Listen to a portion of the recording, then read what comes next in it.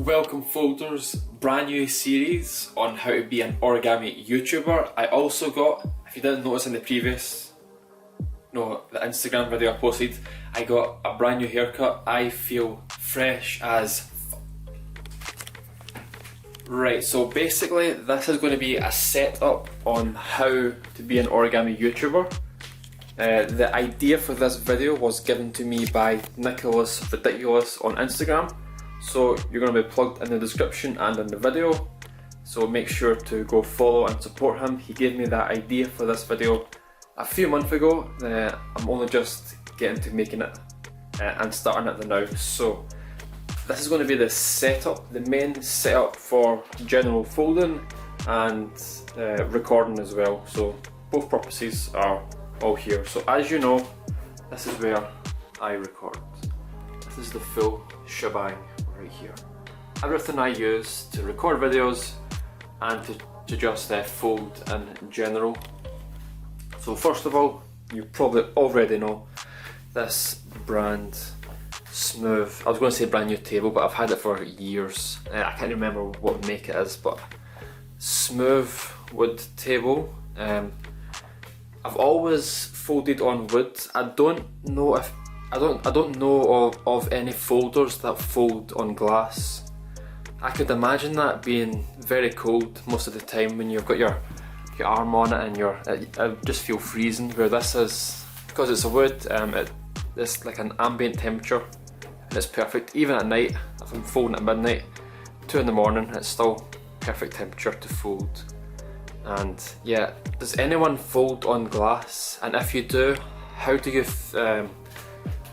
how is it folding it on glass? Is it good?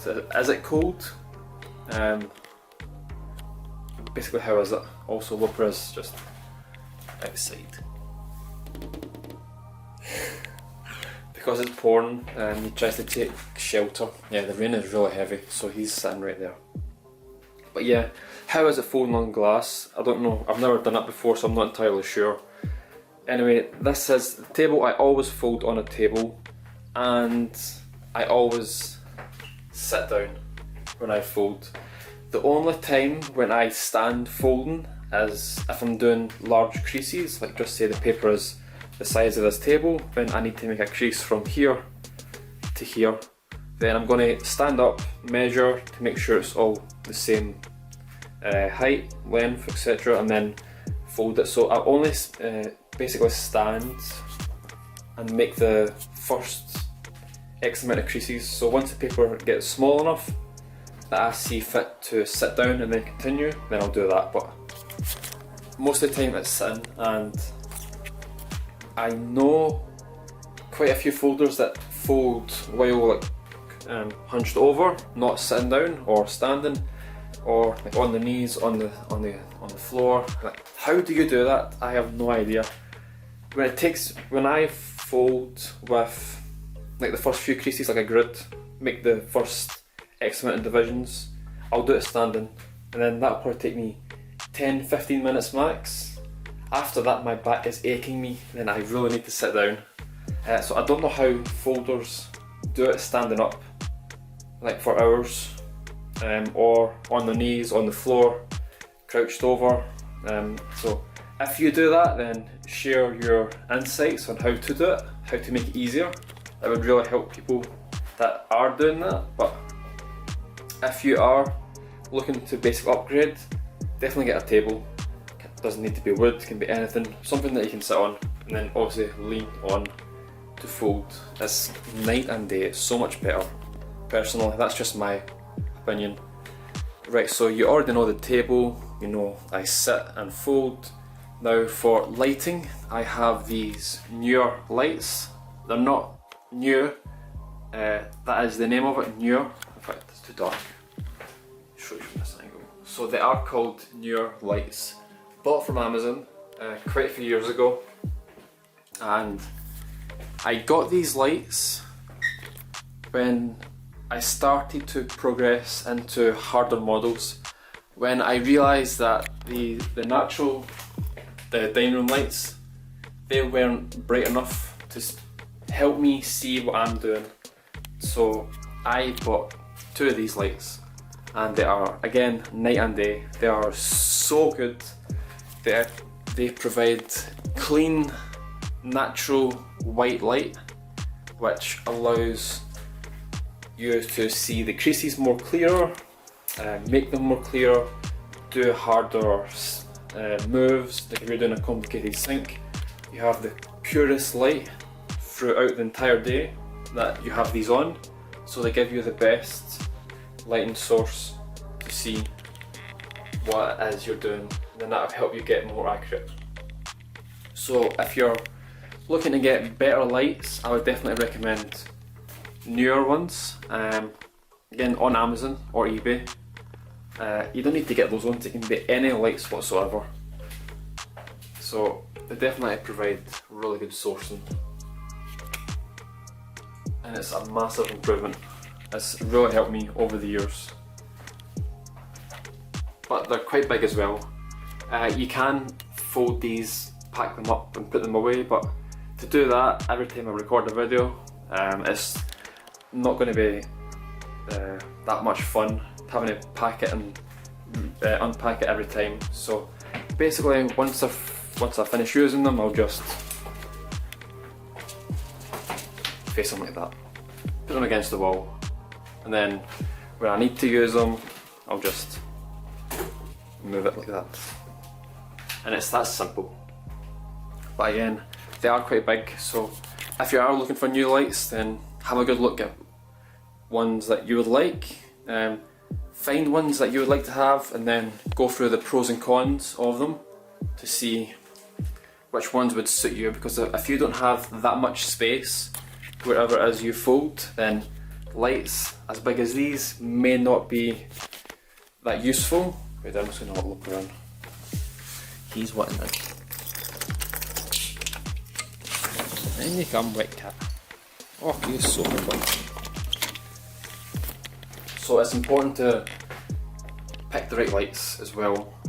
They will really help if you're looking for new lights. Second of all, this is the makeshift tripod that I use. Again, it's another lighting source slash tripod. You have the bulb in there. I had this before these two lights. I didn't really use it that much. It was most of the time people use this for like face cams. Again, it lights up, so if I needed more light, I can plug this in, so I have light, light and light, and then I can adjust in post to however I want it. This is like the third-ish tripod. It's not a tripod. I've had two normal ones around having this one as well. This is the one that survived. Now for the two ones that I always used, the thing is, the chances are that they both broke the exact same way. So it's the handle, the one that you tighten, that controls the y-axis, that broke. So normally you'll put your camera on, you will like put it at the angle, and then you'll turn that, and then this will stay in this exact position. But because that broke, if I use this camera and a heavier lens, I put it on the tripod, then it's just going to fall down. If I try and lift it up, fall down, fall down. Keeps doing that, so they're broke. They've both been chucked out, and I was in the process. No, I was going to get a brand new tripod ready for the convention that was supposed to happen this year, which got cancelled sadly. So now that it's cancelled, I'm not going to rush out and get one yet. So I've got plenty of time to get a brand new one ready for next year. And I'm not going to get one that has the handle. I'm going to get a ball joint right here. So you turn that, you can adjust the camera whatever way you want. I'm just using my old camera as example. You adjust this little knob, this turns the joint, and then you just turn it back to lock it. So the chances of that breaking are extremely slim compared to the handle on the previous one, the normal tripod. So I would definitely recommend, if you're getting a tripod, get one that has a ball joint, because more than likely if you don't, it will break for the other ones. I had quite an expensive one, the same thing happened, it broke. which is quite annoying because they come in very handy, especially when filming from heights, like tutorials or like time lapses. Like if I've got the camera all the way up here and I want to do an hour time lapse, you can't really do that if you don't have a tripod, whereas the one I've got there may only go to this height, so it may not be as good. So invest in a good tripod because they come in handy on all situations. And also, I forgot to say, for the lights, they have the filters on it, which doesn't give you that harsh white light. It basically filters it, then provides smooth, soft lighting. Let me just turn this off. I'll take it off and then I'll show you the difference, if you can see it. So it's just this. This is what it's like. It attaches at the 4 centres.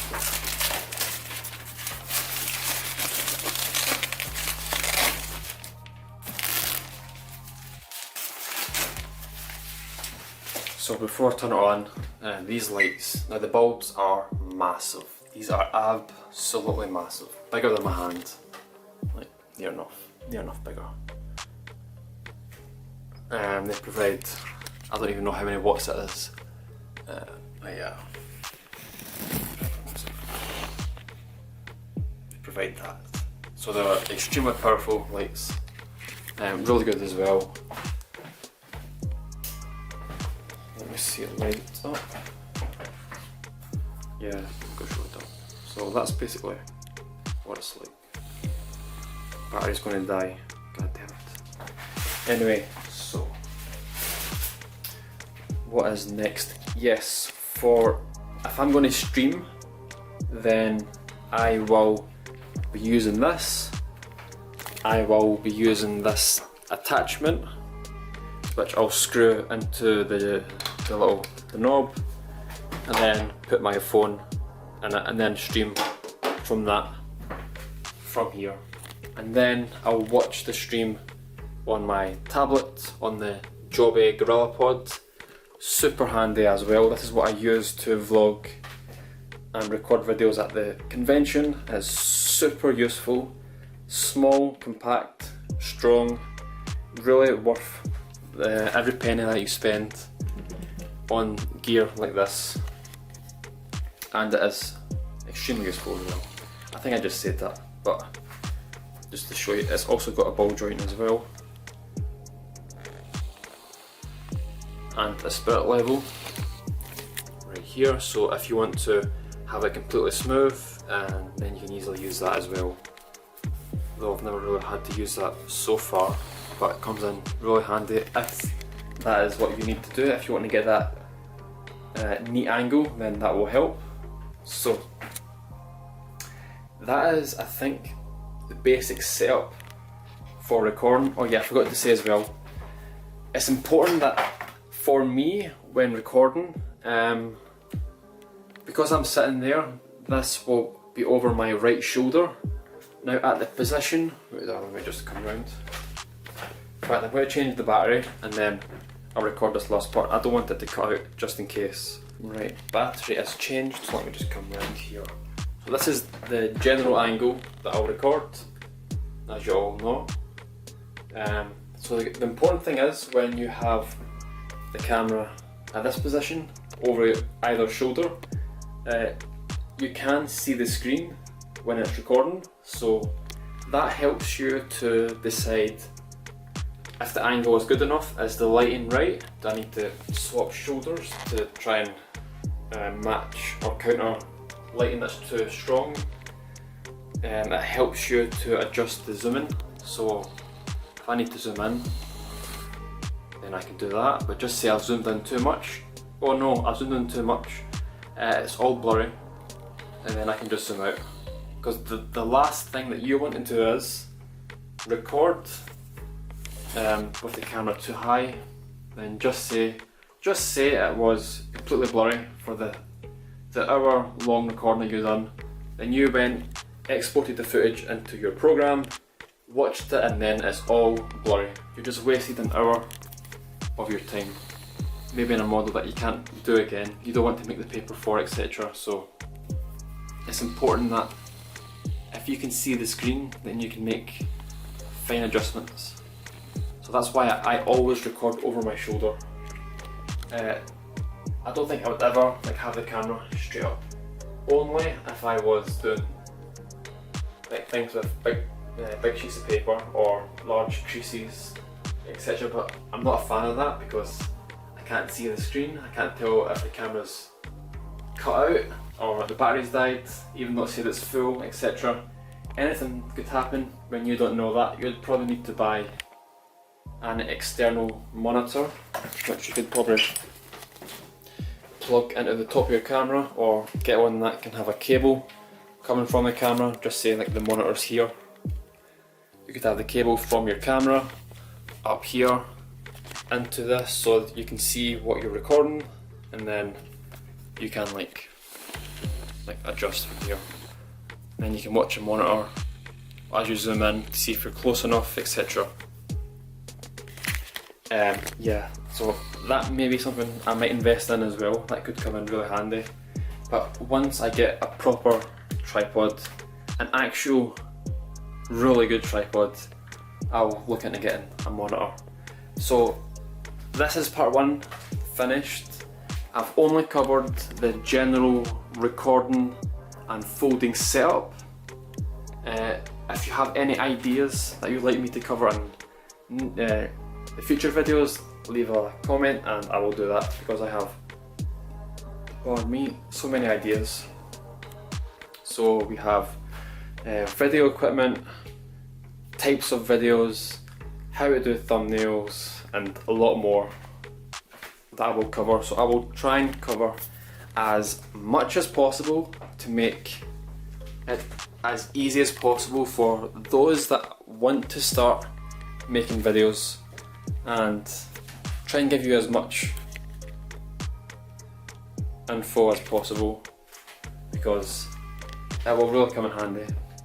And also, if you can just see the difference between the filter and the non-filter. If I look at the table, here we have right here the softer white light, where we have the much more stronger white light. And again, you can also use like a cover, like a white cover, black cover. People do that as well.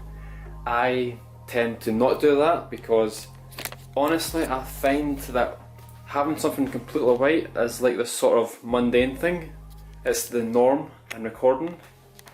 I like to create my own style, my own colours, etc. I'm not there to replicate someone, because replicating someone tends to be quite boring.